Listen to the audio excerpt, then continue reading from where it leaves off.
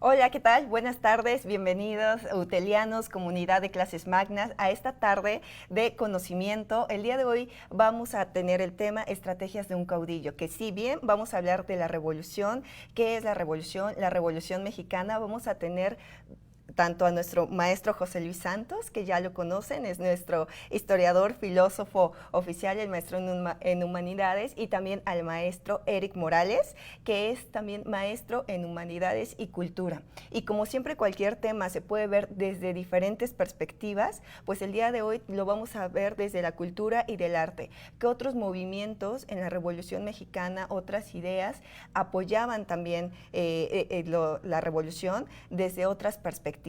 Entonces, quédense, vamos a tener no solamente un docente, vamos a tener a dos profesores que nos van a llenar de conocimientos. Recuerden siempre, Clases Magna, un espacio para aprender juntos. Hola, buenas tardes. Bienvenidos a esta clase magna. Nos acompaña con nosotros el profesor Eric. Eric, yo soy licenciado en Filosofía en la Universidad de Claustro de Sor Juana. Soy también maestro en Humanismo y Cultura en la Universidad del Instituto Helénico. Muy bien, ahora vamos a compartir este espacio con el profesor Eric, que es un entrañable amigo y tiene más o menos la misma formación. Como ustedes saben, yo soy licenciado en Filosofía también, soy maestro en Humanidades, he hecho algunos estudios en Biotecnología y en Derecho y algunos otros. Es muy padre que estemos ahorita conviviendo con el profesor Eric, porque de alguna manera pues él sabe que el conocimiento siempre hay que hacerlo latente y siempre hay que estar constantemente actualizándonos, si no, en ese sentido no tendría necesidad del conocimiento, en ese orden de ideas. Entonces es muy importante que lo tomemos en consideración. Siempre el conocimiento va a ser una de las partes importantes de toda la gama de posibilidades que podamos tener en un estudio que puede ser revolucionario o de alguna otra índole, como lo hemos mostrado hasta el cansancio, ¿no? En estas OC, y obviamente lo vamos a hacer latentemente. Entonces, para eso nosotros vamos a tratar de explicar más o menos los elementos que constituyen la revolución, obviamente desde el panorama, desde el arte y obviamente desde la filosofía y la parte sociológica. Para ello vamos a empezar con una cita textual que, bueno, es una que corresponde a Maquiavelo y a Benito Juárez, porque obviamente Maquiavelo porque es digamos, el parteaguas dentro de la filosofía política, porque con él inicia prácticamente la ciencia política, la disciplina como tal, y en ese sentido tenemos que leerla para llegar a la parte de las estrategias y las tácticas. Sí, y también la de Benito Juárez, porque en ese sentido Benito Juárez, pues saben, era también compañero del grupo secreto de Porfirio Díaz y viene a colación también de la revolución. Voy a comenzar con esta pequeña cita. A los hombres hay que conquistarlos o eliminarlos. Escuchen bien, hay que conquistarlos o eliminarlos, porque si se vengan de las ofensas leves, de las graves no pueden.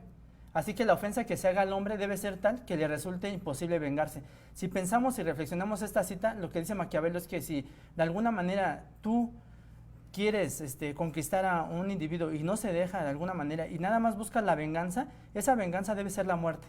Porque todo el mundo va a buscar la venganza y en ese sentido nadie busca la justicia. En ese orden de ideas hay que tomarlo en consideración si de alguna manera nosotros queremos tener cierto liderazgo.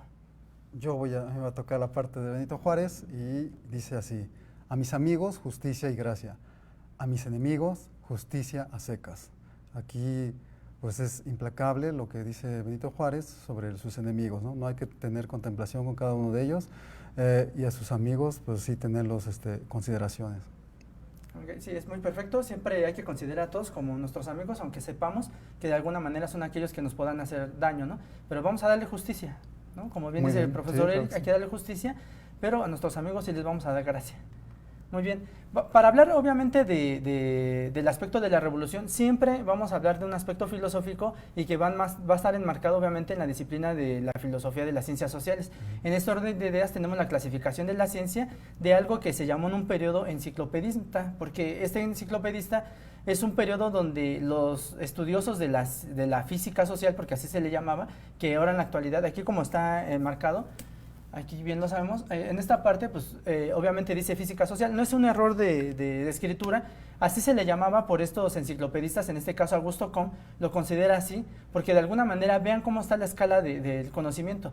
Hasta arriba está la física social, que en la actualidad conocemos como sociología, sigue la biología, la química, la física, la mecánica y la matemática. ¿Por qué la física y la mecánica vienen divididas? Porque en la mecánica estamos haciendo alusión a la mecánica de Newton. Porque obviamente viene presentada, obviamente en esta parte moderna, también para Kant, para Augusto Comte, son muy importantes, y prácticamente esta parte de la mecánica y la astronomía es una rama, digamos, nueva, de la que está presenciando prácticamente Augusto Comte, y en este orden de ideas pues es una rama como la mecánica y la matemática que emanan de la física social. Es decir, ellos pensaban que todas las ciencias naturales pueden ser de alguna manera rastreadas nada más en lo que va a ser la física social. ¿Por qué? Porque muchos de nosotros consideramos que la matemática es un constructo social, que el teorema de Pitágoras es una construcción social, que prácticamente la física es una construcción social. Obviamente eso no se sostiene. Sin embargo, la idea principal de este enciclopedismo es muy importante, que nosotros hagamos de las disciplinas sociales una rama como la de las ciencias naturales. Por eso ustedes que son estudiosos de las disciplinas económico-administrativas sociales, siempre van a tener una parte de la matemática. ¿Cuál es esa? La estadística. Y siempre van a tener que hacer estudios de estadística. ¿Por qué? Porque tenemos que dar una cimentación prácticamente de una disciplina fuerte como es la matemática para que opere como si fuera una ciencia natural. Obviamente eso dista mucho de lo que tenemos en la actualidad, porque obviamente no nos dejan experimentar con el humano. Obviamente por los derechos humanos que nosotros tenemos, es muy importante que no podamos experimentar con ellos. No nos permite la ley, y entonces en ese sentido, por eso es que las disciplinas económico-administrativas sociales probablemente no sean, no tengan la parte como la ciencia natural, porque obviamente son objetos que no tienen voluntad en ese sentido, ¿no? Hasta cierto punto. Entonces, obviamente, para hablar de esta parte enciclopedista, simplemente reducir las disciplinas económico-administrativas sociales a lo que hace la ciencia natural, y más radicalmente, que la ciencia natural sea prácticamente un epifenómeno, una consecuencia de las disciplinas sociales. Obviamente eso fue criticable, pero a mí en lo particular me gusta, y obviamente yo creo, con el profesor he estudiado mucho, con el profesor Eric, y creo que estamos de acuerdo en que nuestras disciplinas deben de ser fuertes. La filosofía debe ser sumamente fuerte, las ciencias sociales deben de ser fuertes, porque de alguna manera es un conjunto de conocimientos que nos describe la realidad, y tenemos que hacerlo lo más sensato posible. Tenemos que hacer que estas disciplinas de alguna manera operen como la ciencia natural, casi como relojito, como fuera la ciencia natural. ¿Y por qué lo mencionamos así? Porque nosotros tenemos, obviamente, que para hablar de la revolución, y dadas estas características, vamos a hablar de la revolución científica, porque obviamente ellos agarran todos los elementos de la ciencia natural para utilizarlos en la ciencia social, y entonces así más o menos dar una explicación de la realidad sociológica. Eso es lo que hacen, y en ese sentido por eso retoman el término de revolución para aplicarlo prácticamente a estos estudios sociológicos que estamos mencionando, como obviamente propiamente lo que vamos a mencionar, que es la Revolución Mexicana. Y entonces para hablar de Revolución Mexicana, la mayoría tenemos una idea equivocada tal vez de lo que pueda ser revolución, y en ese sentido nada más basta, como comentaba con el profesor Eric hace unos momentos, basta con ver la mecánica y ver cómo revoluciona un motor para saber más o menos a qué se están refiriendo. O sea, al fin de cuentas es una revuelta, pero también nosotros podemos rastrearla.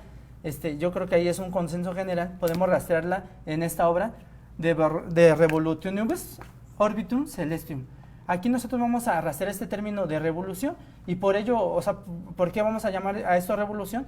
Obviamente él rastrea el término de revolución, y lo podemos ver en la estructura de las revoluciones científicas, porque en la estructura de las revoluciones científicas tenemos algunos datos, como puede ser la ciencia normal, como la revolución científica, como paradigma.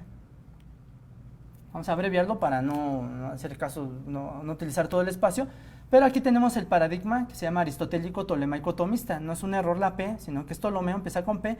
Este paradigma aristotélico tolemaico tomista tenía en el centro del sistema solar, aquí, obviamente la imagen que tenemos más nítida de este sistema tolemaico, tenemos a la Tierra, y entonces la Tierra era el centro del sistema solar, y todo giraba de forma circular. Obviamente va a ser algo raro que obviamente van a decir, pues, entonces, ¿cómo giran, no? O sea, ¿de qué forma van a girar ahora? Pero contemplen esa idea, giran de forma circular, y de alguna manera todos los planetas giran en torno a la Tierra, es decir, el centro del universo prácticamente viene siendo la Tierra. Obviamente este periodo que marca obviamente Aristóteles, Ptolomeo y Santo Tomás dura más o menos aproximadamente 1 milenio. Es prácticamente la Edad Media. Las personas que no creyeran en ese paradigma simplemente las aniquilaban, como el caso de Giordano Bruno, que fue quemado en la hoguera por defender estas ideas que ya estaban aquí en las ideas de Copérnico. Pero Copérnico ya en el hecho de muerte es cuando totalmente elimina esta parte y dice pues, que de alguna manera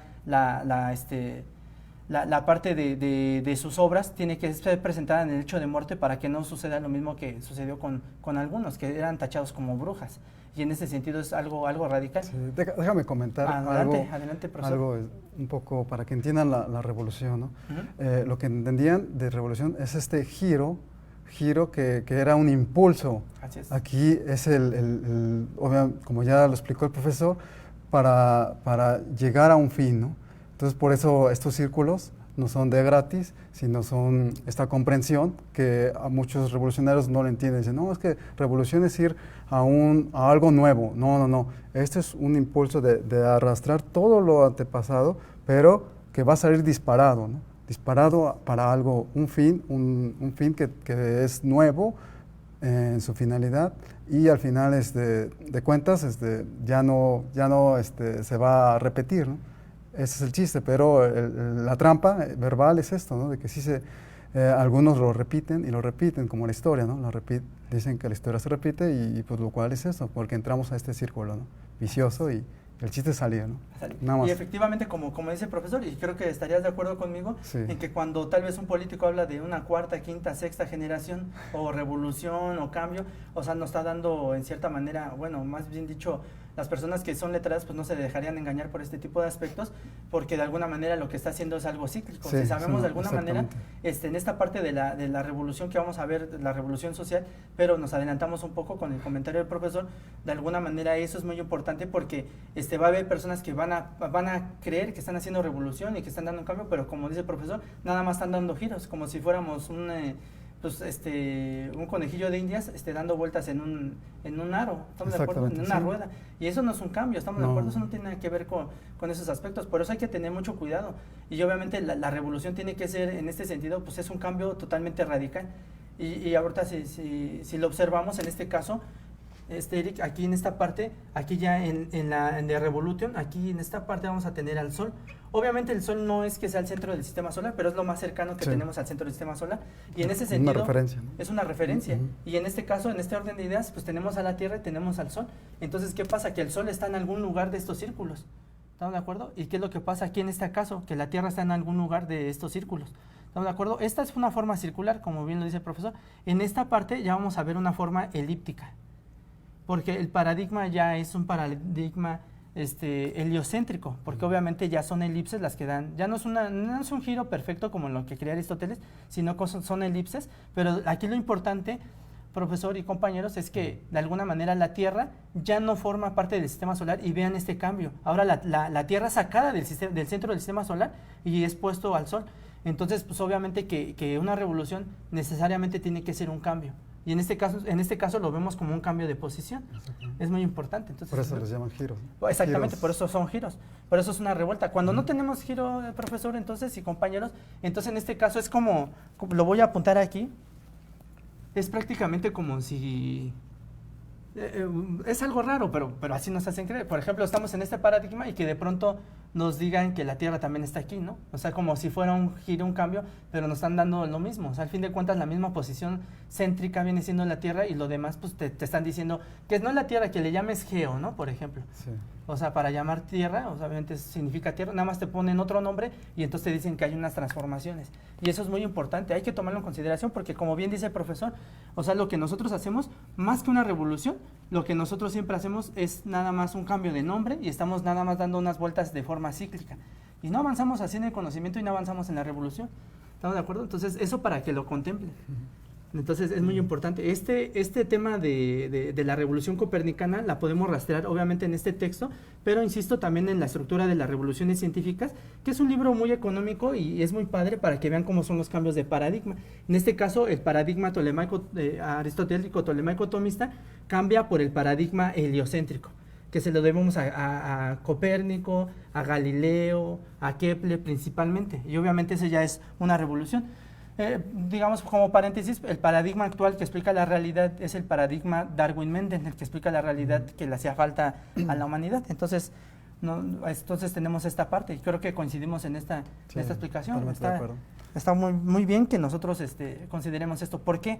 Porque de esa revolución que estamos mencionando, obviamente hay teóricos de la revolución social o del cambio social, como es Augusto Comte, que hablaba del progreso y llegar al estado positivo mediante 3 estadios, y también la parte de Spencer, que hablaba de un evolucionismo. Pero obviamente una de las características más significativas de hablar de una revolución social es el marxismo. Nos guste o no nos guste, de todos modos el marxismo es como el parteaguas para explicar esta revolución, porque decir de un cambio, pues obviamente si es un cambio paulatino no sabemos si es bueno o es malo, no sabemos, no le podemos dar esa connotación, simplemente hay un cambio, pero dadas las características de este paradigma aristotélico, tolemaico, tomista con el copernicano, nosotros podemos ajustarlo a esta revolución social, porque para Marx, en este caso, vamos a poner Marx, porque no se nos olvide, para Marx, obviamente el motor de la historia es la lucha de clases, así como dice el profesor, o sea, hay que darle movimiento, pero este movimiento debe ser radical. En el comunismo primitivo, vamos a ver un ejemplo, en el comunismo primitivo no hay lucha de clases porque hay muchas propiedades y entonces en ese sentido las propiedades ya no nos van a permitir que tengamos una lucha de clases porque de alguna manera esto que tenemos aquí simplemente no da como punto de partida una lucha de clases debido a que la propiedad no es privada, tú puedes obtener lo que tú quieras, o sea, no hay ningún problema. En el esclavismo, voy a abreviarlo, está el amo arriba y está el esclavo. ¿Estamos de acuerdo? Sabemos de eso. Grecia antigua tenía una base de esclavista y eso dio paso a la filosofía también. En el feudalismo tenemos al señor feudal, vamos a poner, y al siervo. Y en el imperialismo, o en el capitalismo y una etapa superior que le pone Lenin, que es el imperialismo, tenemos al burgués y al proletariado. Entonces aquí en este sentido, vean cómo está la revolución aquí. O sea, en el socialismo se da una revolución, ¿por qué? Porque cambian los papeles, cambia el proletariado y el burgués está abajo, por eso hay una dictadura de proletariado. Eso es lo que podríamos ver un cambio radical. Ojo, si tenemos a los mismos burgueses de hace mucho tiempo, tendríamos que preguntarnos si realmente hay una revolución en este sentido, porque si las personas que están aquí como proletarios o la característica que ahora tengan, no están arriba, entonces podríamos llamarle revolución. Eso es lo que tenemos que pensar. Y Marx quiere llegar hasta el final, que el comunismo ya no hay una lucha de clases. Tenemos una potencia económica mundial que muchos dicen que no es comunista, pero al fin de cuentas sí es comunista y es China. Y entonces la potencia económica tiene unos matices distintos a lo que pensaba Marx, pero de alguna manera pues así se ganó, y en ese espacio pues de alguna manera pues tenemos que considerar más o menos estas revoluciones. Ténganlo presente para al final cuando hablemos de propiamente de la revolución como tal, y ahorita el profesor nos va a hacer el favor de explicar este panorama artístico que obviamente tenemos en esta parte que vamos a llamarle ahorita de momento revolución. ¿Bien? Bueno, antes que nada, buenas tardes. Y pues sí, como ya dijo el profesor, que yo voy a explicar un poco del arte, pero me interesa un poco irme atrás, ¿no? Antes de que el arte se diera en México, había podemos llamarlo arte precolombino, ¿no? Pero sus estándares no son como los que conocemos ahorita como arte, ¿no? Eso fue adquirido a partir de la colonización, ¿no? Lo que sí quiero que tengan presente es de que no sé llamarla lucha de clases como tal, pero sí había mestizajes, ¿no? Había un grupo de indígenas, había mulatos, había criollos, había era una mezcla de varias personas, por lo mismo que ya sabemos, de que venían a conquistar, y trajeron también gente, ¿no? Gente negra como esclava, ¿no? Entonces, a lo que voy es de que aquí, antes de lo que querían reflejar para tapar esa herida que pues muchos dirán que ahorita sigue abierta de la colonización, era presentar un ideal de arte, ¿no? Un ideal de personas como lo vemos aquí, una indígena que pues está, digamos, presentable, no presenta características así de que ha sido avasallado, y es una manera de estilizar todo este tipo de personas. Así se quería presentar. Hacían también retratos de cómo, para presentar su posición. Más que nada estoy hablando de un sector nada más pudiente. Los demás no tenían acceso a este tipo de vistas de cuadros, ¿no? También presentaban paisajes. Todos estos paisajes lo más bonito del país, pero todo muy colorido, no presentar nada que reflejara la realidad, porque sí, la realidad era otra cosa, ¿no? Era más que nada, era cruda, ¿no?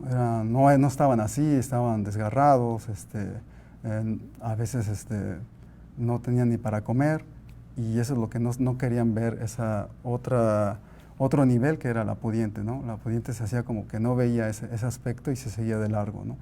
Pero dentro de la revolución, si quieres cambio, hubo pues personas intelectuales.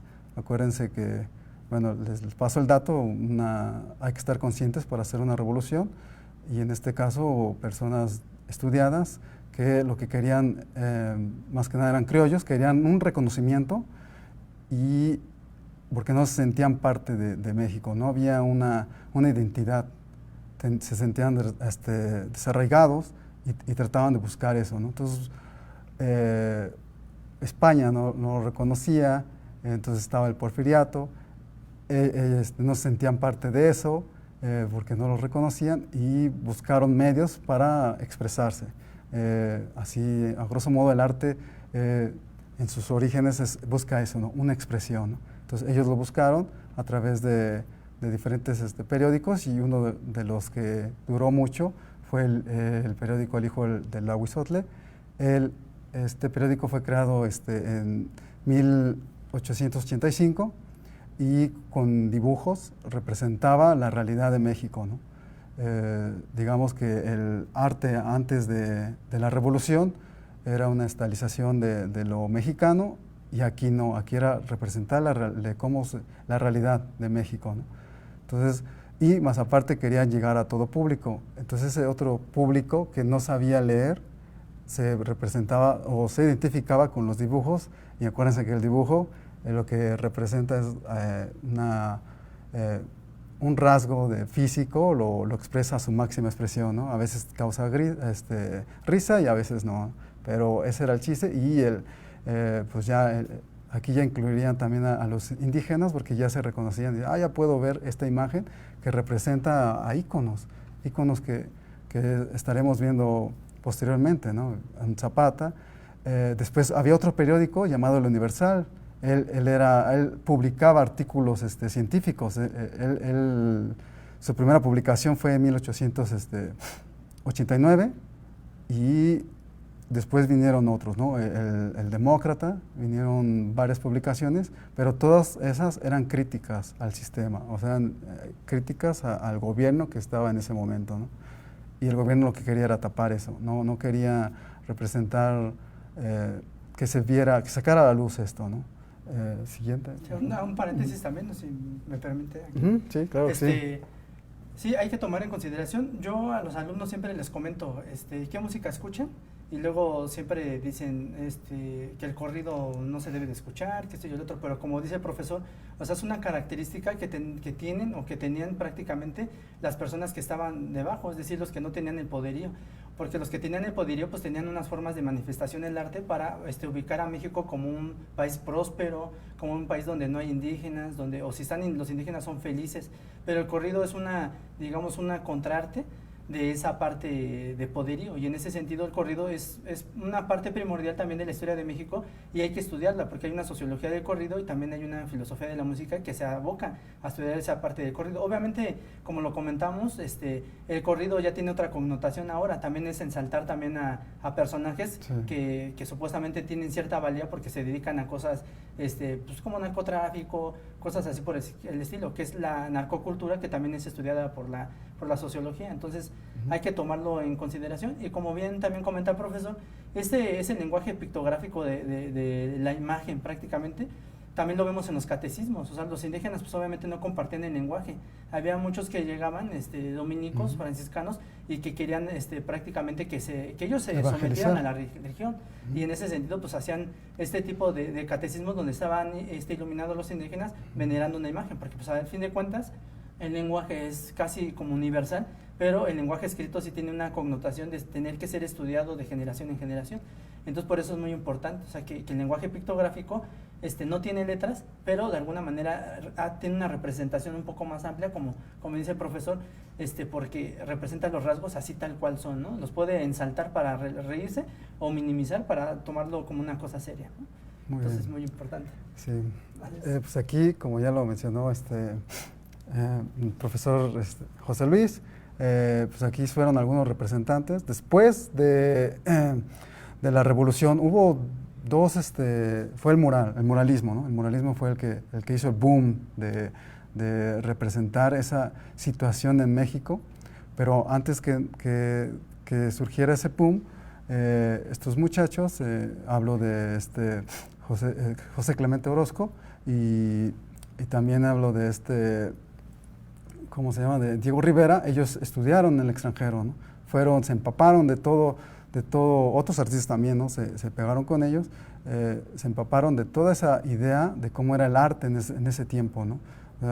Como les dije, en México el arte precolombino era otra cosa, no era lo que conocemos nosotros, que ya después lo podemos adecuar, pero ellos se empaparon de esas ideas. Diego Rivera se empapó del cubismo y aprendió muy bien, y entonces al regresar encuentran con este choque, ¿no? Este choque que dicen, ¿y ahora qué hago con esto, no? Y el arte lo que hace también es expresar su realidad, y se dedicaron a presentar a los indígenas, los que fueron los más afectados, ¿no? Porque hubo varias revoluciones, no hubo solo una, ¿no? Hubo la de los criollos, la de los inconformes, pero el más afectados también ahí fueron los indígenas, pero no fueron reconocidos, y ellos dijeron, no, pues ellos también tienen voz, pero solo que no pueden expresarla, y nosotros seremos su portavoz, y representaron al indígena y a toda la revolución desde su manera, su perspectiva, ¿no? Entonces vemos como, no vemos un indígena feliz, no vemos un indígena bien vestido, sino vemos tal cual él está ahí. Vemos también figuras de personajes como Hidalgo, también lo vemos triste, no lo vemos contento, meditativo también, porque se pusieron a pensar y dijeron, ¿realmente se ganó algo? ¿Quiénes fueron realmente los beneficiados? Es una gran pregunta, y eso es lo que quisieron hacer con todos los murales, ¿no? Y ustedes lo pueden checar en varios lugares, en la UNAM, en el Palacio. Hay murales que representan lo que en ese momento se vivía, ¿no? No sé si quieras. Sí, pues visiten el de Siqueiros, que también en algún evento que tuvo desafortunada la UNAM, estos tuvieron a cambiar la fecha, ¿no? Sí, entonces esos son como periodos que dañan, ¿no? O sea, el aspecto cultural y obviamente la mala información que tenemos. Y yo no sé cómo lo vea, profesor, pero a mí me parece un desacierto que en el billete de 500 pesos pusieran a Diego Rivera y sacaran a Zaragoza, ¿no? Que era de la batalla de Puebla. Sí está muy bien el arte en este aspecto, pero pues también hay que reconocer a quien sí lo merece, ¿no? Y en este sentido, pues Zaragoza está luchando en Puebla, ¿no?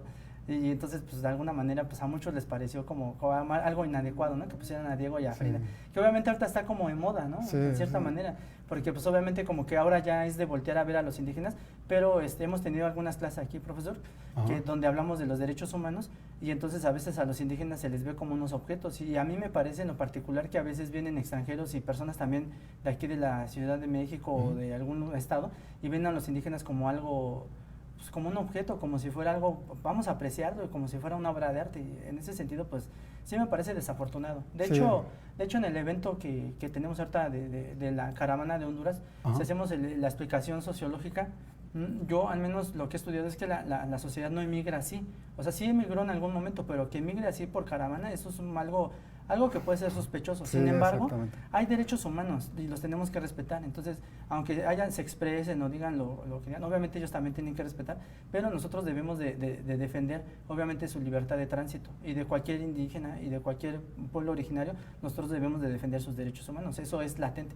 Pero no podemos agarrarlos como objetos y ver como si fueran distintos a nosotros. Cuando nosotros lleguemos a ver que realmente nosotros partimos también de esos pueblos originarios, entonces de ahí México tal vez va a tener una identidad inmensa, y ahora sí vamos a poder hablar de revolución, ¿no? De hecho, ahorita que dices todo esto, se me vino a la mente Octavio Paz. Octavio Paz decía que a México, para conocer un país, hay que conocerlo de raíz, no ir con una cámara enfrente, porque ahí no conoces el país. Una fotografía no representa el país, ¿no? Entonces, él decía, involucrémonos, hay que ir a las raíces, ¿no? Así es. Y aquí tenemos varias raíces, ¿no? Tenemos Así es. tres por lo menos, la vencedora, la vencida y la esclava, ¿no? Entonces, Sí, tenemos así. esas son. Sí, por eso nosotros somos como muy peleadores, ¿no? Muy luchones en Sí, ese pues, sentido. Porque un mexicano no se deja caer y obviamente nosotros tenemos muchos rasgos de los latinoamericanos y tampoco se van a dejar caer, ¿no? Nosotros vamos avanzando y obviamente los que están en el extranjero ahorita velan por sus derechos humanos también tienen algunos problemas que tenemos que checar y obviamente defender los derechos humanos. Aquí los indígenas o los pueblos originarios no son distintos a nosotros, hay que tomarlo en consideración y conocer la historia para que no caigamos en lo mismo, ¿no? Sí, ese ciclo. Ese ciclo, Que sí, es el que hay que romper ahí. Y por eso viene la pregunta, profesor, o sea, ¿realmente hubo una revolución mexicana o no? O sea, ¿qué podemos pensar? Hubo conveniencias, Bueno, me parece perfecto. y no creo que haya habido una revolución. Sí duele mucho, porque dices, entonces, ¿para qué derramaron tanta sangre? Pues sí, ya se fijaron quiénes son los que derramaron y los otros se involucraron. Estos personajes que muchos los ponen como los máximos, pues también tienen un pasado muy turbio, ¿no? No es tan bonito, ¿no? Sí, exactamente, o sea, nos hablamos de la Revolución Mexicana. Yo siempre les he dicho en las clases, o sea, la independencia de México, la revolución, hay que celebrarla, ¿no? Porque es parte de nuestra identidad, a fin de cuentas. Una historia tal vez oficial que no nos dice realmente cómo estuvieron las cosas, pero pues, obviamente para eso están los expertos, los profesores que de alguna manera siempre van a poner el granito ahí para que ustedes investiguen y de alguna manera vean si efectivamente eso es revolución o no. Lo que sí yo creo que es un desatino, que hay jóvenes que luego tienden a decir, no hay que celebrar ni una revolución, ni una independencia, o sea, no hay que celebrar absolutamente nada de México porque estamos igual.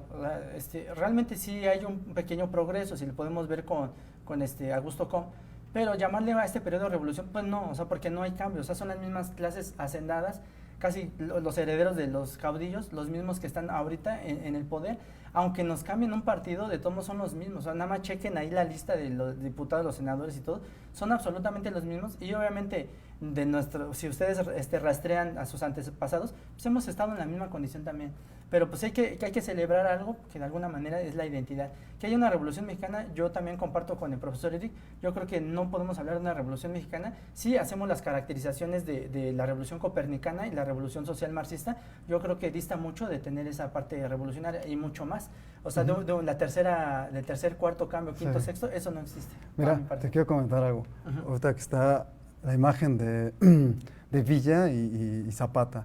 Ellos cuando llegan a la silla presidencial, pues nada más se sienta Villa. Zapata no quiere, ¿no? Él dice, no, yo no, eso es del demonio, ¿no?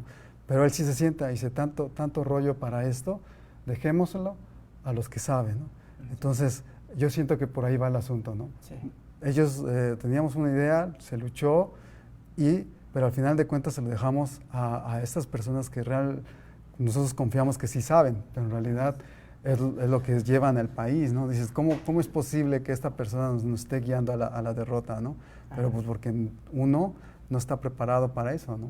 Pero sí necesita una preparación para llegar a ese tipo de conocimiento. Ellos lo hicieron, ellos pensaron que el poder estaba en la silla. Y dirán, ay, qué ingenuos. Pues no, porque acuérdense que los objetos, a nivel cultural, los objetos adquieren un poder, ¿no? Entonces, ese era el máximo poder en ese tiempo. Y ahora decimos, no, eso no es el poder, ¿no? El poder se ha mutado. Foucault dice que el poder muta y se mueve, ¿no? Y eso es lo que hay que empezar a pescarlo.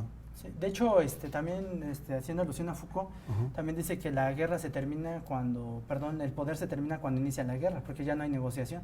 Y en este sentido, también rememorando a Aristóteles cuando dice, y a Platón también, ¿no?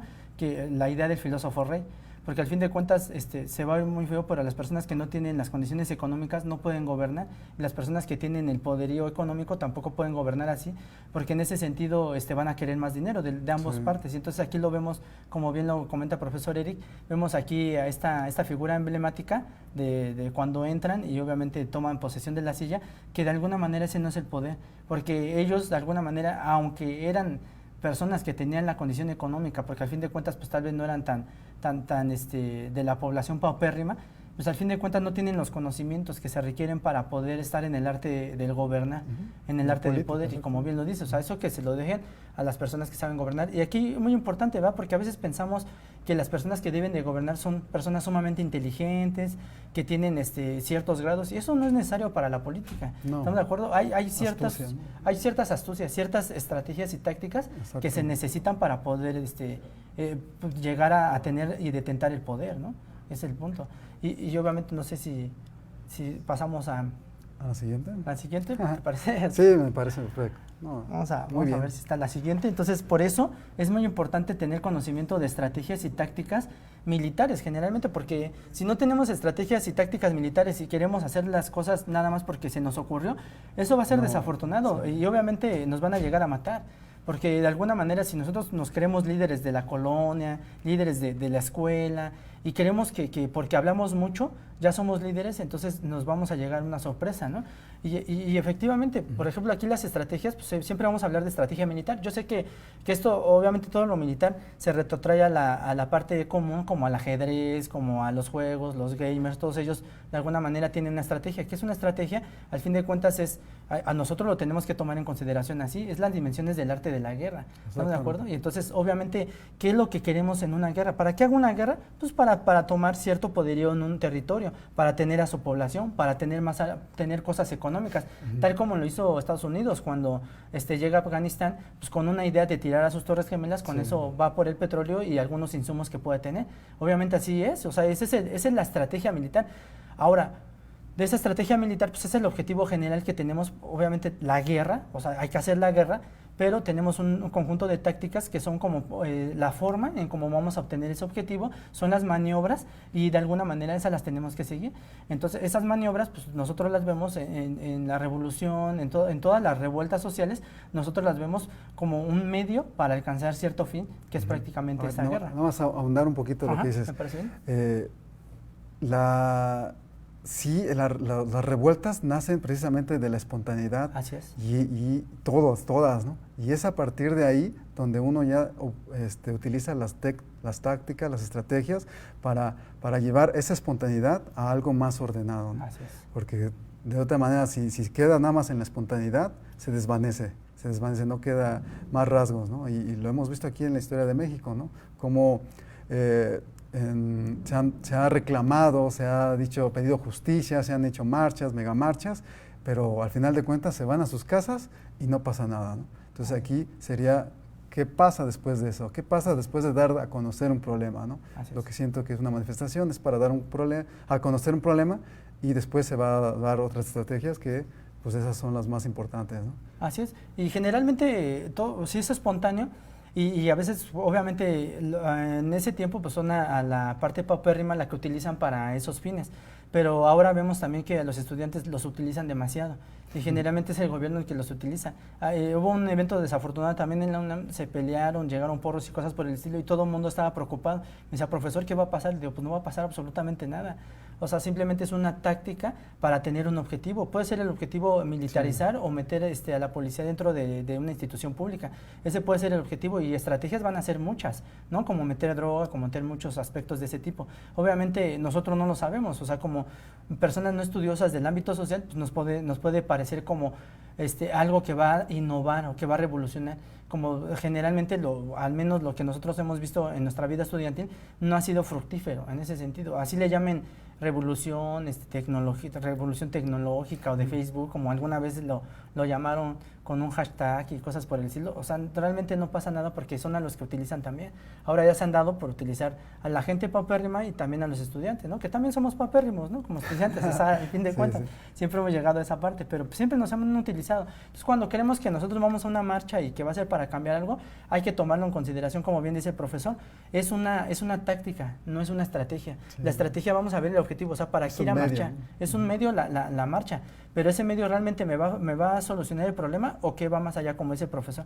Entonces hay que tomarlo en consideración, porque no nada más es ir a marchar por marchar, no se hace el 2 de octubre y es que tú no vas a marchar, es que tú entonces eres del gobierno, no, o sea, entonces dime cuál es el objetivo, cuál es la estrategia militar que vamos a utilizar, y luego cuando nos saquen el arma, cuando manden a los granaderos, a ver cuál es la táctica que vamos a utilizar. ¿no? Porque, Sí, o sea, no nos podemos enfrentar sin armas, ¿estamos de acuerdo? O sea, qué bueno sería pegarle con nuestras ideas a la gente, pero no se puede, ¿estamos de acuerdo? O sea, sería una idea muy grande ahí pegándole a todos, pero no, o sea, tenemos armas. Y como pusimos este pequeño mapa, ¿no? Del ejército de Alejandro Magno, que por supuesto, su mentor era Aristóteles, ¿no? Y entonces aquí lo tenemos, o sea, nada más es para que ustedes vean que esto, cuando nosotros tenemos unas tácticas, hay que pensar el objetivo y hay que pensar, vean cómo está construido, ¿no? Hasta se mencionaba en alguna guerra del caballo de Troya y obviamente ahí metieron a muchos y entonces ya después obviamente se fueron, se dispersaron y órale, les dieron a todos. Sí, de hecho las legiones romanas eran las más fuertes, ¿por qué? Porque sabían de campo, o sea, eran estudios también del campo, ellos se peleaban en muchos y sus escudos estaban precisamente diseñados para cubrir todo el cuerpo, ¿no? Entonces otros no tenían esa fortuna y así fueron cayendo, pero era de observación, ¿no? La observación es muy buena. Sí, necesariamente, y vemos en la Revolución Mexicana, pues como bien dijo el profesor, un desorden, o sea, porque la población no tiene, digamos, capacitación militar. Y entonces al no tener capacitación militar, pues prácticamente van al matadero. Entonces llegaban a un lugar y pues ahí se mataban todos contra todos y eso no tenía sentido. Obviamente, pues como bien lanzó la pregunta el profesor Eric, ¿quién ganó? O sea, realmente, porque el pueblo sí fue avasallado y siempre ha sido avasallado. Y en ese sentido, ¿por qué? Pues porque no tenemos esa condición. De hecho, con paréntesis, profesor, la policía siempre se ha querido actualizar, siempre han querido que la policía sea más digamos, capacitada, y a veces meten a estudiantes, y entonces los estudiantes no tienen la vocación y van allá y realmente pues no tienen la condición de ser militares, la condición de ser policías, y entonces es desafortunado. Vemos una policía que tal vez no está capacitada, y entonces pues al no estar capacitada pues vemos que de alguna manera no tenemos todavía esa noción de tener una buena táctica militar y una estrategia militar de para qué militarizar a las cosas. Obviamente, la nueva administración tiene la idea de sacar a los militares a la calle, o sea, algo desafortunado porque si vemos en la historia de Latinoamérica, han sido los militares los que han hecho los golpes de Estado, y es donde se han necesariamente, y obviamente vemos a Chile herido, obviamente, vemos a Bolivia, Salvador, o sea, todos ellos que de alguna manera querían hacer Cuba, obviamente, y entonces ahí nosotros, ¿qué es lo que observamos? Que ellos sí están capacitados y de este lado pues no, y entonces son los militares los que sucumben a toda la población y violadores de derechos humanos. Eso es, por eso Human Rights y también la ONU ponen el dedo en el renglón y le dice a esta persona, no hagas tonterías porque ya tenemos eventos desafortunados, no podemos militarizar afuera, ¿no? Porque de alguna manera tenemos ya una historia que nos marca que eso de alguna manera nos puede llevar a un estado, pues a un golpe de Estado en ese sentido, entonces hay que tomarlo en consideración. Los golpes de Estado siempre son militares, porque ellos tienen táctica. Imaginen, o sea, nosotros como civiles luchando contra militares, o sea, eso es ilógico, ¿estamos de acuerdo? O sea, obviamente Sansón y Goliat, ¿no? Exactamente, y entonces eso nos va a perturbar siempre, entonces es muy importante. Y pues, no sé, profesor, si considere pertinente que le hagamos a los alumnos un pequeño decálogo, ¿no? Bueno, a ver si salen 10 cosas. Esperemos que sí. Que ellas puedan utilizar, ¿no? O sea, en claro una estrategia. Obviamente es militar, es violento. Vamos a quitar la presentación y vamos a tratar de hacer un pequeño decálogo de lo que tendría que hacer. Bien. Tal vez, obviamente el término caudillo es como cabecilla, ¿no? De un grupo, eso es lo que significa un caudillo. En este caso, bueno, tuvimos el caudillismo, así se le llama el periodo, pero vamos a decir que pues ahora, digamos, un líder que puede estar. ¿No? Sí, cosas que debe de tener el líder. Obviamente el objetivo puede ser diverso, ¿no? O sea, el objetivo tal vez aniquilar a la población, aniquilar a alguien, un enemigo, lo que sea, porque al fin de cuentas estamos hablando de algo violento, y entonces eso violento lo tenemos que tomar en consideración. Obviamente, si el profesor y yo nos ponemos a luchar contra alguien, pues nos va a ganar, porque pues nosotros nada más nos dedicamos a estudiar, ¿no? Eso nos va a dañar. Pero entonces, obviamente que la inteligencia también es una parte de las tácticas, ¿estamos de acuerdo? Y entonces por eso tenemos que saberlas. Y Maquiavelo, la cita que tenemos allá al principio, es un claro ejemplo de cómo ese tipo de enunciados nos pueden servir. Por eso... De hecho, en las primeras páginas de Maquiavelo dice, yo no voy a enseñarles a cómo obtener poder, sino a mantenerlo, ¿no? Así creo que eso es lo más importante. Eso es lo más importante, como dicen, o sea, llegar no hay ningún problema, pero mantenerlo es lo más complicado. Exactamente. Entonces, yo creo que si no hay inconveniente, el primer punto dentro de las tácticas más generales que existen, yo creo que el principal es, primero, le vamos a llamar poder, de una forma coloquial, el poder económico. Eso es necesario. O sea, si de alguna manera ustedes quieren hacer algo, quieren ser líderes, pero no tienen ese poderío económico, en serio, compañeros, pues estamos perdiendo el tiempo porque la gente no se va a mover sin estas condiciones económicas. De ideas, las ideas obviamente también se mercan, ¿no? También puede ser una mercancía, como dice Marx, y en ese sentido, pues esa mercancía es la que te genera cierto recurso y es con lo que podemos mover a las masas. En este caso, a los ejércitos, a los pobladores de, obviamente, Zapata y Villa, todos ellos los mueven, pero pues de alguna manera había una condición, ¿no? Ahorita, como paréntesis, profesor, que hablamos de tierra y libertad con Zapata y que obviamente él quería la tierra, hay grupos que todavía defienden la tierra y ganan, mira, mucho dinero. ¿Por qué? Por la necesidad económica de la gente, porque ¿quién no quiere una casa? Pues todos están en los primeros artículos de la Constitución Política, pero con eso tienen a la gente ahí y esa gente está dispuesta a golpear a alguien con tal de que le den un hogar. Entonces, estamos hablando del poderío económico. Sí, también ahí entraría que pueden comprar los famosos mercenarios, ¿no? Ah, sí, exactamente. Esos eran muy terribles, ¿no? Muy terribles, o sea, hasta la fecha se compran. Tenemos la Deep Web y sí existen, hay personas que por 200, 500 pesos están dispuestos a hacer lo que uno quiera. Pero insisto, es el poderío económico. Si no tenemos el recurso, compañeros, mejor no perdamos el tiempo, hay que hacernos de recursos y después entonces hacer la revuelta, ¿no? Sí, profesor, o sea, si no, muy bien. no tenemos. Aquí en segundo. ¿Cuál será el segundo? Ni más ni menos que el poder, el conocimiento. Ah, necesariamente. El conocimiento, sí. Vamos a ponerle poder de conocimiento, una P, y así para abreviar, como dice el profesor, por falta de tiempo. Ese también se necesita, todo eso se va complementando, ¿no? Pero también, como dijimos, se necesita una estrategia para poder manejar a la gente, ¿no? Obviamente si los compras, pero también dices, bueno, yo quiero tanta gente aquí, repartir, tanta otra aquí, porque si todo se va a un solo lado, pues me pueden llegar por esta otra parte, pues, y no funcionan las cosas así. Así es. No sé si quieras tú. No, sí, necesariamente tiene que ser el conocimiento da poder. Yo siempre le digo a los chicos, a los alumnos, no podemos venir aquí a la escuela nada más porque sí. O sea, nos mandaron nuestros papás, es que me dijo que estudiara la licenciatura y entonces ya la tengo que estudiar.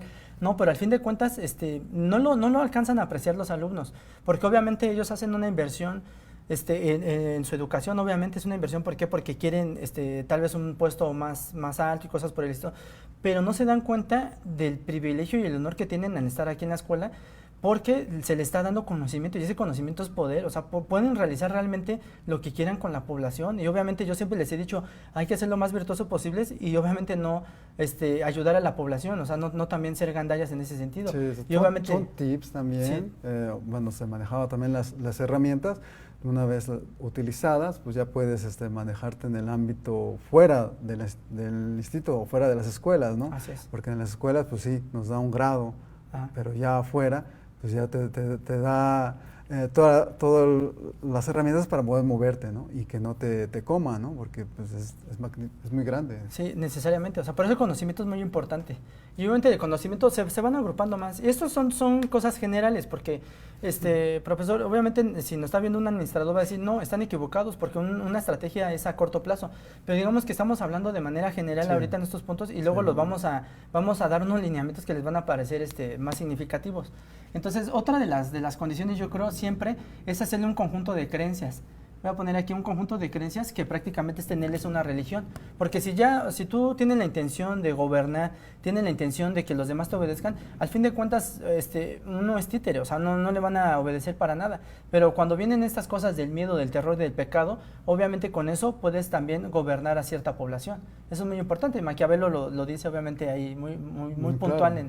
en El Príncipe. Obviamente la religión es algo muy importante. Ahí no se matan.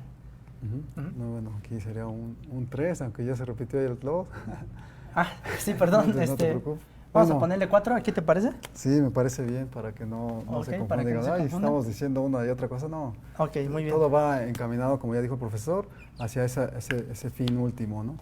El otro, pues podemos hacer, sería... ¿La legislación?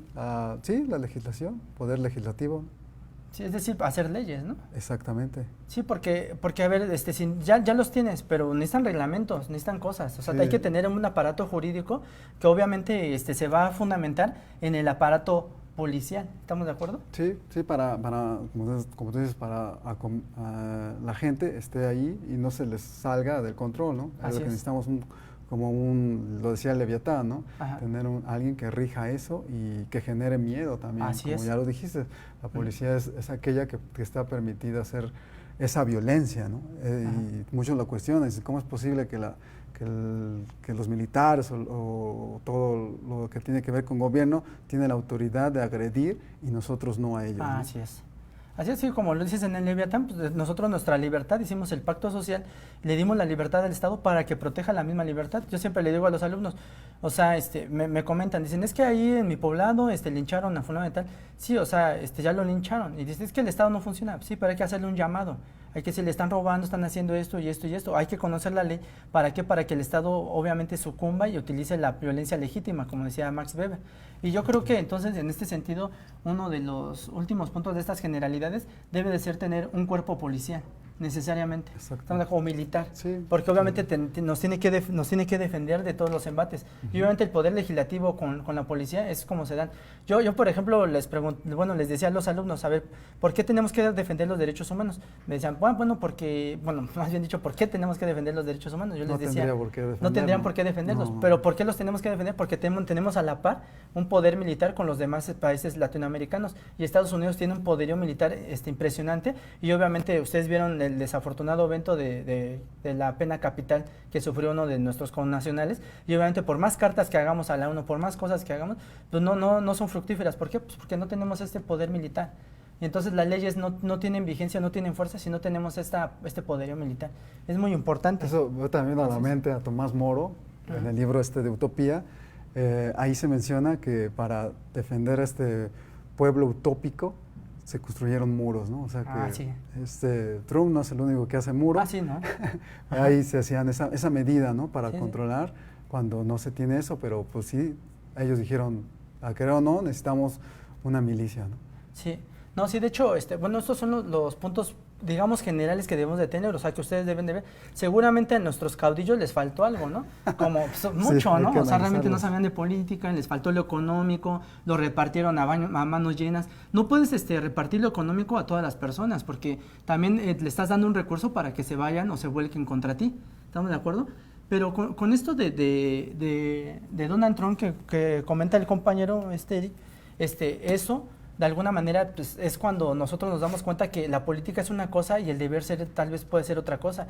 Y realmente lo que hace él son cosas que se han hecho de antaño, ¿estamos de acuerdo? El racismo también es una táctica también militar, que obviamente lo que hace, como el apartheid, allá en África, pues, dividir a los que ellos consideraban negros, digo negros entre comillas porque no se les puede decir así, y los que eran blancos, ¿no? Y entonces con eso los eliminamos, o sea, es una táctica también, digamos una estrategia. que fue una voz que se necesitaba en ese momento, una voz que ha sido callada, por eso dicen, es que Estados Unidos ya era así, pues sí, pero solo que lo potencializó. Así es, y por eso y a nosotros nos parece desafortunado, pero hay que tener la mente para esas partes. Aquí en México también no estamos eximidos de ser discriminatorios, ¿no? Lo vemos ahorita también con los salvadoreños. Exactamente. Estamos atacando y dicen, no los puede hondureños ser. Y todos ellos, o sea, ese problema, o sea, es por eso le digo a los alumnos, o sea, hay que defenderlos, sus derechos humanos, o sea, lo que hagan, pues ya es algo desafortunado, ¿no? Pero nosotros los defendemos porque nosotros si tenemos un periodo de violencia, pues tenemos que emigrar y no nos gustaría que nos trataran de la misma forma, ¿estamos de acuerdo? Vamos a pasar a unas tácticas que son, digamos, que les puede funcionar a ustedes, ¿no? Digamos, ahora sí son a corto plazo. Primero, conocer y tener de cerca al enemigo. Eso es muy importante. O sea, conocer y tener de cerca al enemigo es muy importante porque la persona que está en contra de ti, que siempre quiere verte abajo, la tienes que conocer y obviamente saber cuáles son sus movimientos. Porque si no sabes esos movimientos, entonces en ese sentido, él te puede llegar a golpear en ese sentido. Entonces es muy importante tener el conocimiento y cerca al enemigo. Ojo, aquí prácticamente no es tu enemigo, no tienes enemigos, tú tienes amigos. ¿Estamos de acuerdo? El enemigo no se vuelve enemigo, se vuelve tu amigo. ¿Están de acuerdo? Porque pues así... Sí, hay a lo largo plazo hay una reciprocidad. Dice, yo no puedo vivir sin mi enemigo, ¿no? Así porque es el que me dice cómo soy, ¿no? Así es. Y como decía pensamiento filosófico anteriores, es de que no somos Narciso, el espejo no nos habla, es el otro el que nos habla, ¿no? Es el que nos critica, ¿no? El que nos critica, necesariamente. Sí, otro punto, ¿te parece? podría ser nunca buscar venganza, nunca buscar pelea. Vamos a ponerlo aquí, vamos a poner una X, nunca pelea. Ajá. ¿Por qué pelea? Si tú eres un líder, no debes estarte peleando. Eso de alguna manera no habla de tu liderazgo. La pelea es para la gente, digamos, común, ¿no? Vamos a decirlo así. Pero esa gente es la que se pelea, la que está ahí violentándose. En este sentido, el caudillo, el líder militar, es el único que manda al ejército, el que manda a la población prácticamente a pelearse por él. Tú no tienes que estarte peleando. ¿Estamos de acuerdo? Y no puedes pelearte porque, recuerda, todos son tus amigos, incluyendo también tu enemigo. Exacto. ¿Estamos de acuerdo? Bueno, también me acuerdo de Aristóteles, él mencionaba que hay que tener a este enemigo lo más cercano posible, ¿no? Porque pues ya es como su sombra, ¿no? Así es, necesariamente. Entonces, siempre, o sea, hay que tomarlo en consideración. Un tercer punto que me parece importante también es generar un conflicto. Generar conflicto. Van a decir, ¿cómo? O sea, ¿no me peleo y luego genero un conflicto? Sí. Tomando en consideración las ideas de Heráclito, de Panta-Rey, todo cambia, y también de Marx, de que el motor de la historia es la lucha de clases, si tú tienes a la población estática, simplemente perece. Algo que está estático tiende a perecer. ¿Estamos de acuerdo? Siempre hay que generarles un conflicto. Entonces, ¿cómo es generarles un conflicto? Pues obviamente, donde no hay nada, hay que crear algo. Y entonces ya, ¿quién lo va a solucionar? ¿Solucionar? Conflicto. Pues tú lo vas a solucionar. ¿Estamos de acuerdo? Tú lo generas, tú lo solucionas. Y entonces, aplausos para todos porque tú eres el líder nato que está generando este tipo de cosas. ¿Estamos de acuerdo? Siempre todos los estados nos generan un conflicto. Si no generan un conflicto, entonces la gente no está conforme. Lo de la gasolina, obviamente se aumentan, siempre se han aumentado, siempre va a pasar eso. Y entonces vienen como saqueos y todo. Genera un conflicto. La población está en el terror. Le soluciona el conflicto. Y todos estamos utilizando carro. Ahorita que mencionas esto, en el arte cabe muy bien esto del conflicto, ¿no? Esa tensión que hace el arte, para algunos son muy sutiles, otros no tanto. Duchamp es uno de ellos, que revolucionó el arte también, a presentar un mingitorio en una galería de arte, que obviamente lo corrieron de ahí, porque dice, no puede ser. Pero se presentó muy muy astutamente con un seudónimo y se dieron cuenta hasta después, fue de Duchamp, ¿no? Pero ese es un conflicto que creó en ese momento, que ya estaba harto de que se presentara de un modo el arte, ¿no? Y revolucionó. Exactamente. Bueno, ese es el punto. Y yo creo que algo muy importante, profesor, que siempre hay que tomar en consideración, vamos a poner un atache, nunca muestres a la familia, nunca seas público. De hecho, si puedes, hay que crear una familia. Crea una historia, pero nunca muestres a tu familia porque es el lado más débil que nosotros tenemos. Sí. Si estás casado, entonces tu esposa es la primera en la lista para poder aniquilarla. ¿Estamos de acuerdo? Si tienes hijos, que no te los toquen. Te tocan un hijo, vas a llegar a la pelea. Y entonces tu enemigo ya se vuelve, ahora sí tu enemigo radicalmente y te va a buscar. Porque recuerden, no sé, profesor, la última frase, la primera frase de Maquiavelo, nunca buscar una venganza. Sí, exacto. Si te vas a vengar, hay que conquistar al individuo. Si no lo puedo conquistar, no me voy a vengar de una ofensa leve. Hay que buscar la muerte.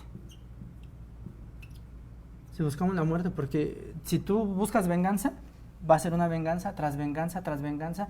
No tiene sentido. No, y los primeros que sufren va a ser la familia. Entonces, no sé qué le parezca, profesor. Sí, muy buenas. De hecho, pues sí, no tener familia es lo que dicen. Un buen revolucionario no debe tener ese tipo de familia, ¿no? Otras sí, pues los amigos, ¿no? Los compañeros, pero tu familia no, porque eso no te quita fortaleza, ¿no? Entonces es mantenerse. Sí, la sangre llama, como dicen, exactamente. ¿no? Entonces, por eso, generalmente también una estrategia militar, una táctica ya prácticamente, es hacer a los niños sin familia, ¿no? Como lo hacía Platón en la República. Y obviamente nosotros lo vemos en algunas series donde hay personas que no tienen, obviamente, nada que perder y obviamente tienen mucho que ganar. ¿No de acuerdo? Bueno, no sé si con esto concluimos. ¿Le parece, profesor? Muy bien. Está muy bueno aquí. Sigan las estrategias. Bueno, conmigo no, conmigo no las sigan, compañeros. No, sí. Nada más es así algo teórico, pero bueno, que les puede servir, ¿no? Del buen estudiante. Del buen estudiante. No se peleen, nunca se anden peleando. Los estudiantes no se pelean, hay que buscar siempre esta parte. Bueno, con esta parte concluimos esta intervención y vamos a la ronda de preguntas, si les parece. Debe de haber muchas, ¿no? Esperemos que sí, ¿eh? Tenemos. No. Gracias por ayudar. Muy bien, vamos a checar esas preguntas, profesor. Muy bien. A ver cómo le entramos.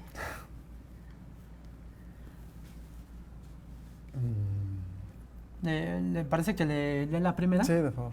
¿Qué beneficios tuvo la Revolución Mexicana? Pues obviamente hay un cambio, hay una tendencia. Obviamente que aunque sean periodos violentos pequeños, eso le va generando lo que tenemos en la actualidad.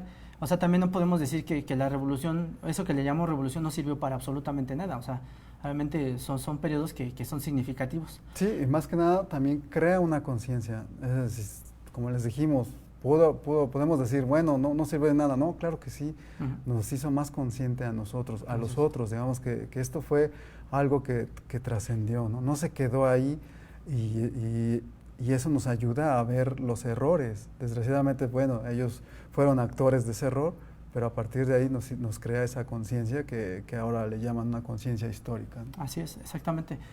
También nos pregunta Saraí, ¿qué pasa con la economía después de la revolución? Dentro del panorama marxista seguimos teniendo el mismo capitalismo. Y entonces así, si no cambiamos la base económica, simplemente no hay revolución. Tenemos las mismas cosas, si se dan cuenta. Obviamente tenemos un avance tecnológico, tenemos muchos aparatos y eso puede ser que de alguna manera diga, pues estamos mejor, ¿no? Pues obviamente son periodos históricos, es como la tendencia. Ya después, pues quién sabe qué vaya a pasar, profesor, ¿no? No vamos a estar vivos y seguramente hay otra cosa, pero es la tendencia. No es de que nos haya cambiado económicamente en el sentido marxista, sino que tenemos la misma base económica, ¿no? Sí, se traía la idea de industria de Europa, pero aquí no sé qué, por no estudiar el campo, pues muchas no prosperaron, se quedaron ahí porque pues las tierras no eran las mismas condiciones que allá. Sí, exactamente.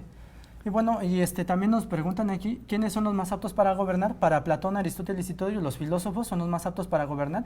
Eso sí, no pueden ser las personas que tengan condiciones paupérrimas ni los ricos, porque ellos quieren más. O sea, el pobre quiere dinero y el rico quiere más dinero. Entonces dice Aristóteles que es el virtuoso, el que está en el punto medio de los dos extremos. Ese es el apto.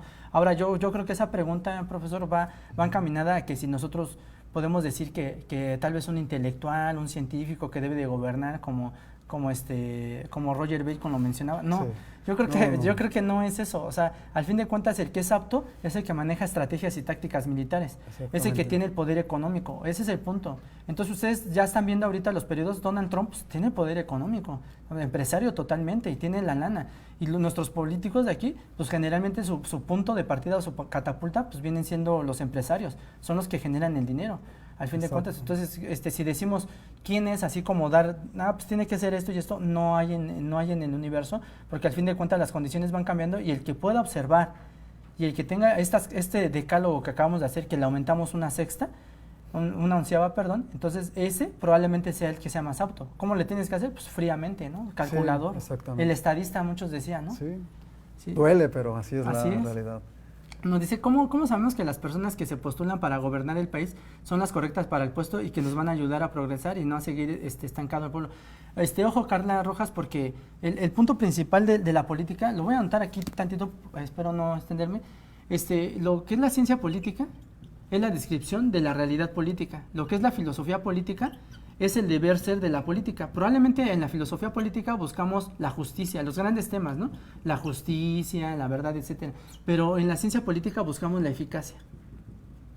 ¿Estamos de acuerdo? Entonces, son ámbitos distintos. O sea, no vamos, si ustedes piensan que va a venir alguien y nos va a ayudar a salir de la pobreza, están totalmente equivocados porque estamos en la descripción del mundo, porque estamos en la ciencia política, no estamos en la filosofía política. ¿Estamos de acuerdo?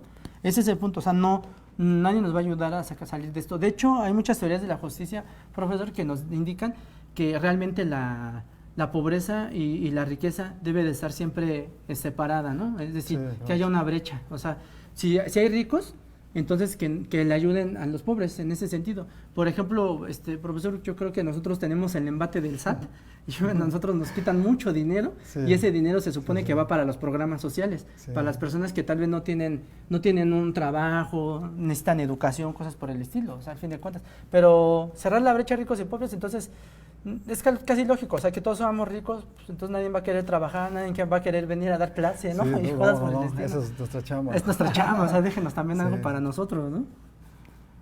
Ajá. Bueno, dice, ¿México está listo para otra revolución? Bueno, la conclusión a la que llegamos es que probablemente no hay revolución. Y ahorita es un poquito complicado porque el profesor y yo pues sabemos de antemano que ya no necesariamente tienes que sacar a la población a que se mate, ¿no? A que esté con armas. Hay guerras bacteriológicas que ya se utilizan para eliminar cierto sector de la población, muy sencillo, ¿no? Y entonces muchos consideran a veces que la diabetes y el cáncer también son un producto generado por el Estado para eliminar ciertos sectores de la población. Es una hipótesis que está por ahí latente, pero no está tan alejada de la realidad. O sea, realmente si queremos eliminar el grosor de la población, hay muchas estrategias y tácticas para poderlo hacer. Sí, pero aquí, bueno, retomando esa pregunta, aquí la revolución tenemos la idea de que tendría que ser todas, ¿no? Pero se va a dar paulatinamente. No puede ser totalmente en común, ¿no?